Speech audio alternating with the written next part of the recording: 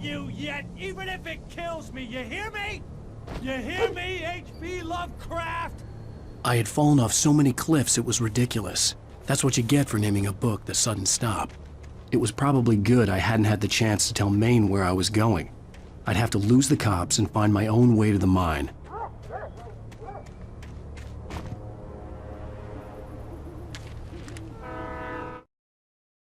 Nightingale stared through the broken studio window into the dark woods. He turned around, started to walk out, but Maine grabbed his arm. "Young man, you almost shot me. You don't shoot off rounds at people like that. What's the matter with you?" Nightingale shook his arm free, marched out. His cheeks burned with rage and humiliation.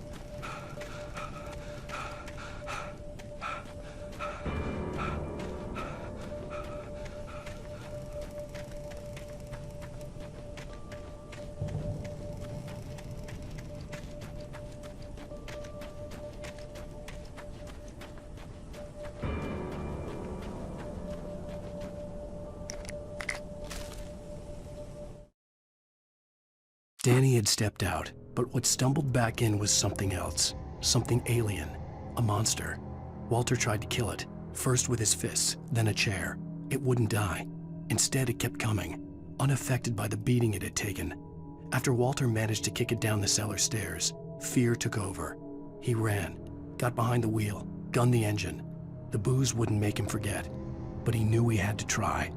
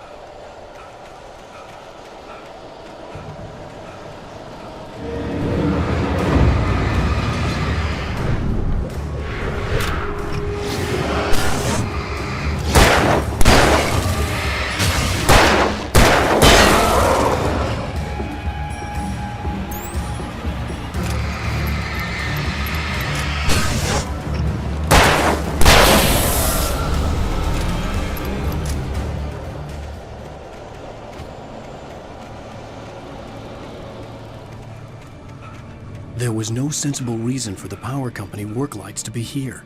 It was almost as if they'd been left for someone like me to use.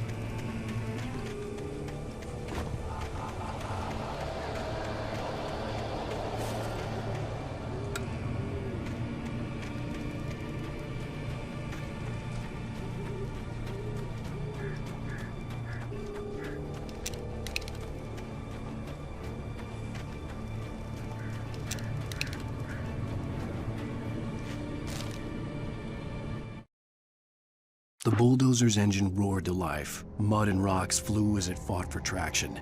It crashed through the concrete wall and landed heavily in the yard. If it were an animal, it would have shaken its head after the impact, fixed its eyes on me, and charged. Of course, it had no head, nor eyes. Shadows crawled on its form, twisting it into a monster. Then, it came for me.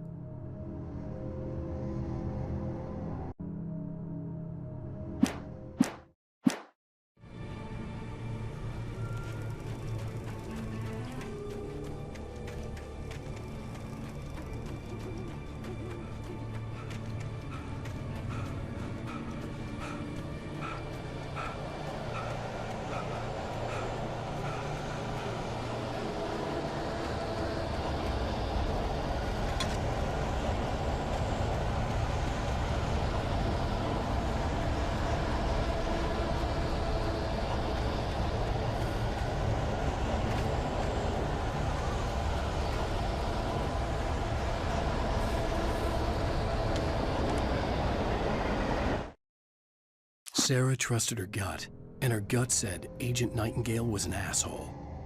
He felt wrong, and it wasn't just the smell of stale booze. It was in the way he flashed his badge, pulled rank, the look in his eyes when he wanted answers. Where was Alan Wake? What was this about an accident? Where was his wife? And most importantly, why did she let Wake go? He wouldn't answer her questions. Federal business was all he'd say.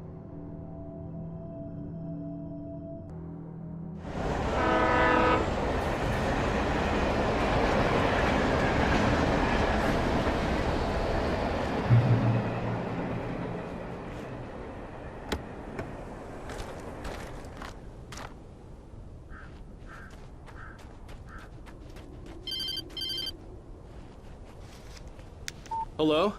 The most stubborn man I've ever met. Alice? Alice? Alan. Alan. I'm so afraid. Keeps me in the dark. Please help me. I look at you, Alan, and it's not you. Something else. Looking out from behind your eyes. Alice, I'm here. I'm so alone here. It's all gonna go to hell. You need to be careful. Cooperate.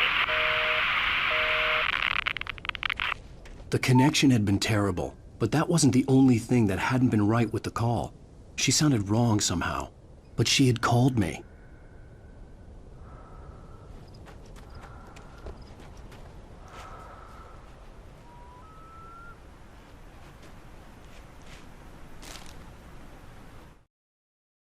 The pipe wrenched itself loose from the bridge's steel framework. Wrapped in darkness, it floated in midair, twitching. For a moment, I didn't understand what I was looking at. The heavy object lurched at me with impossible force. I threw myself out of the way, but just barely. When I turned my flashlight on it, it shook in a dark rage before it flew at me again.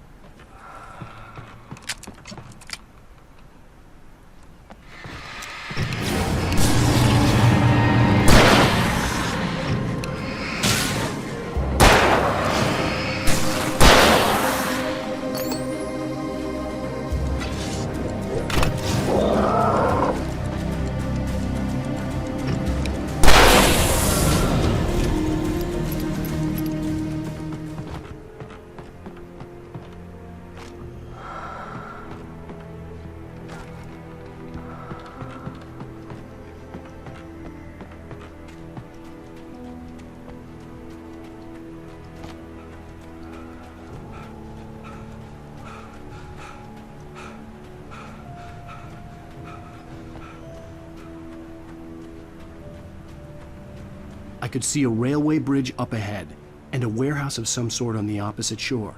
I hoped I could find a car from there.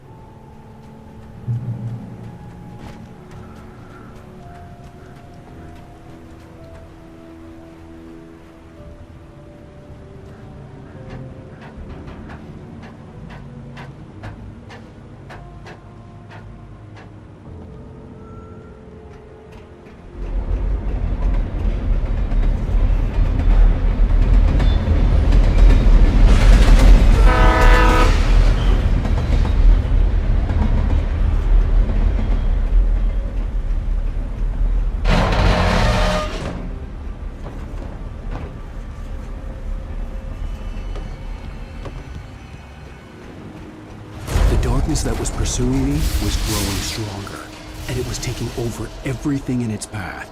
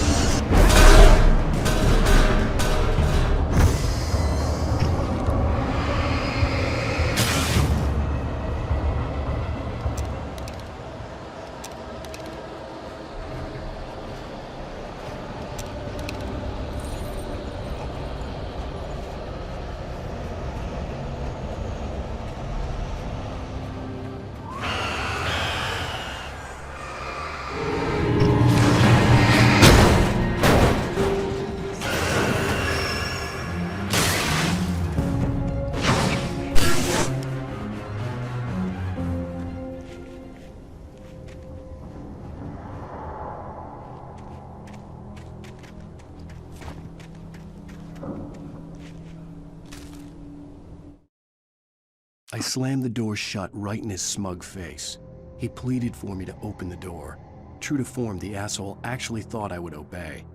I had no sympathy left, no guilt either, not for him. I took a moment to savor the scream. I bet I had a smile on my face. It was all that I had time for. The dark presence was inside the lodge with me.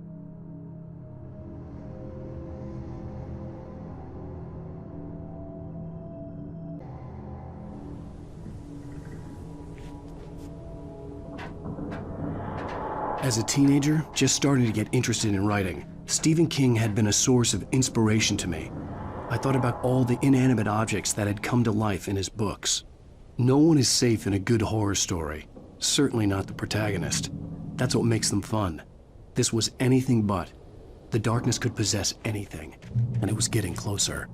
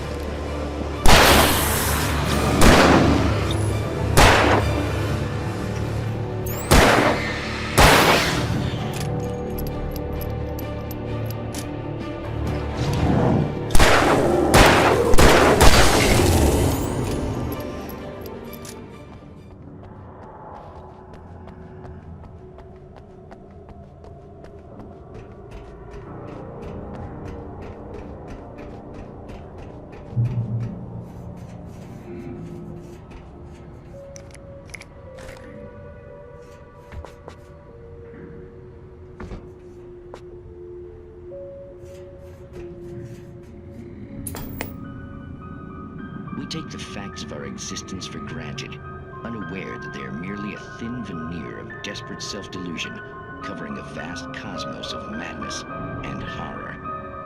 All too often, the stars are right. In Night Springs. Tonight's episode, a family occasion. Journalist Alvin Durleth's trip to study the local customs of an insular community in Night Springs has been less than successful. Until tonight. Well, I'm glad you changed your minds about this. Ancient customs, local mythology. My editor loves this kind of stuff. Well, Mr. Durleth, we don't want to feel like we're on exhibition. But you have demonstrated the seriousness of your intent. Oh, I am serious. Really, just do your thing. I'll stay out of your way and observe. Actually, I thought you could assist us. I'm afraid we are a man short. It would provide you with an intimate perspective. Could I really? Of course, Mr. Durleth. Well, I guess that's the least I... What would I have to do? Oh, here. Let me show you with a kiss.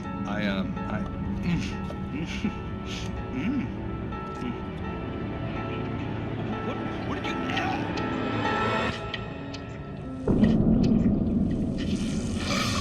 Oh, Mr. Durleth, you have well pleased Nixie Perka, the dweller in flesh. Your body shall host his 1,000 young, and all shall be glory.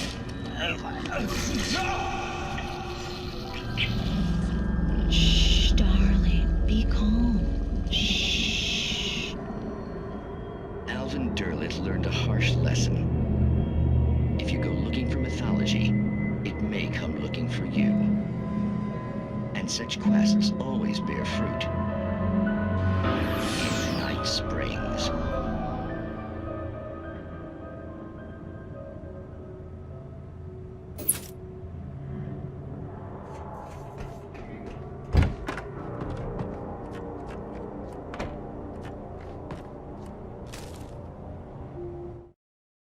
The darkness surged towards me, sucking everything loose from the ground into its depths, tugging at my clothes.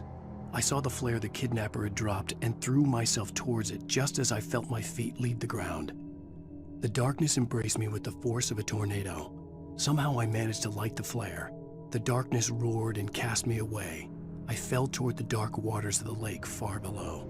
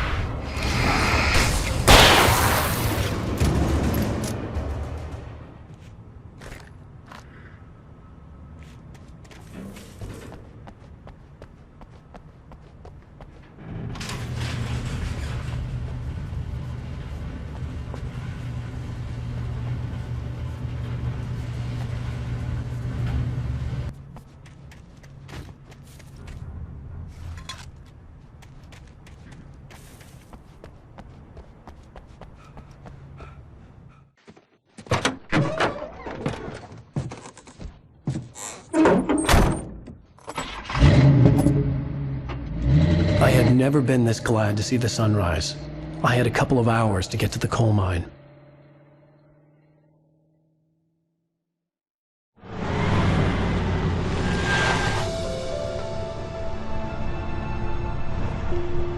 The coal mine wasn't far now.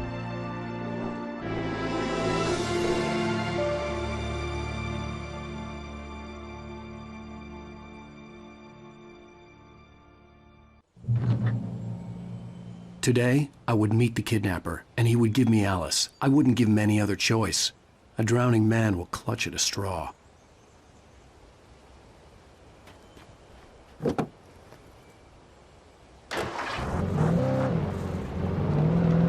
Little by little, without realizing it, I'd come to believe that the story in the manuscript was coming true. The current of its narrative had taken me deeper and deeper into dark waters. Alice had been taken from me. Barry was probably in jail. I was a fugitive from the FBI. The whole world taken over by the Dark Presence was trying to destroy me. It all felt real, but it matched a textbook case of insanity.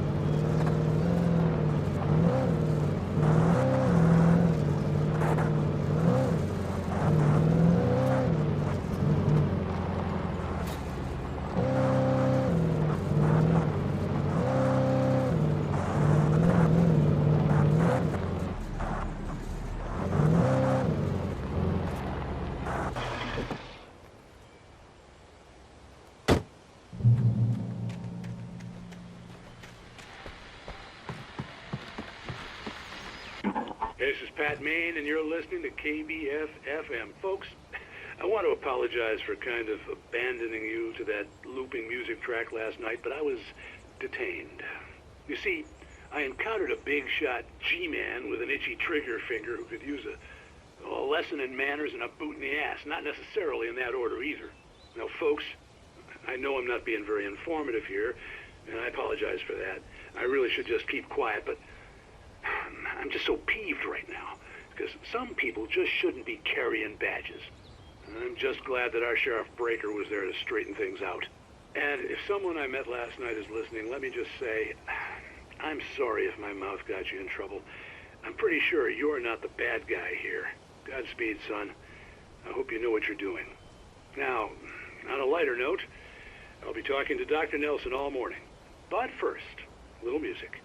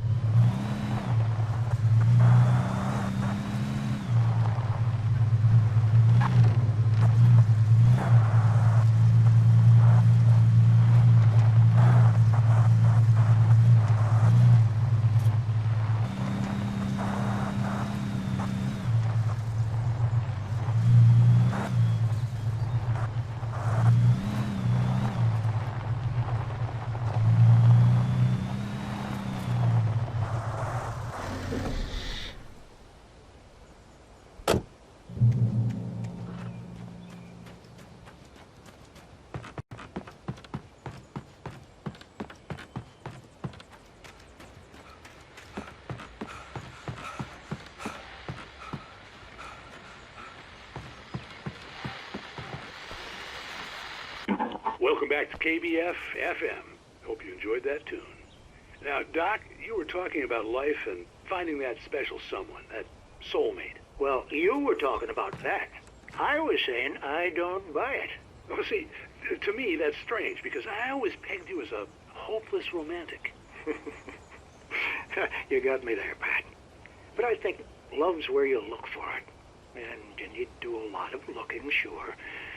But the idea that there's that one special person out there for you, and if you miss that chance, it's gone forever, and you're forever incomplete. I mean, isn't that depressing?